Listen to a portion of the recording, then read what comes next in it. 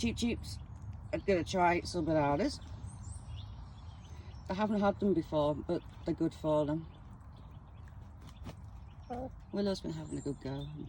Mangy Georgette, she's having a good go. And there's Pepper wiping a beak from it.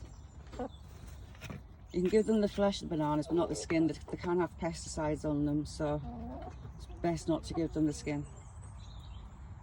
This morning, when I went to collect eggs, I found Willow started laying. They're always tiny when they first start laying, but she's laid sooner than I thought she would.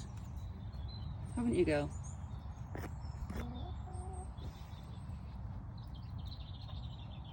Do you like those? Surprised you're not diving in. Does it feel a bit icky in your mouth? I'm not sure.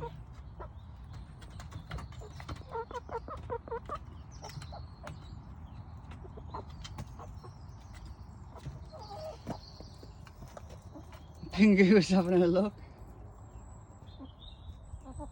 There goes Pepper. Stop being a bully. You. So eat your banana. The two Georgettes, they've actually stopped laying for the winter. Would you stop it? Leave her alone. So that's why she's dropping all her feathers. She hasn't, mind. I'm surprised she hasn't.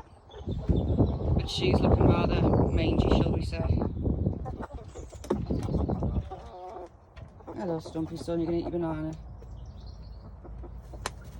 Pingu. Leave her alone. She's 3 times your size. Leave her alone. Mister. Pingu's got a brown streak on his beak. So as he's getting bigger, it makes it easier to tell which one's which. Stumpy's got a bigger tail ball, where he's got a little one.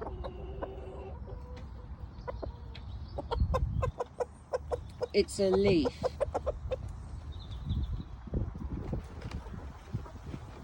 Stumpy getting excited over a leaf.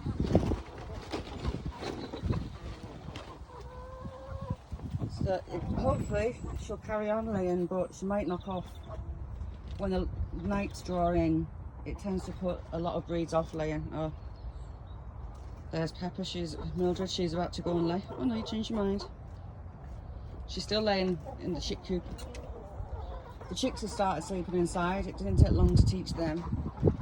But Mildred and Roxy and the two Georgettes are still sleeping outside. God knows why. So I'll keep pushing them in.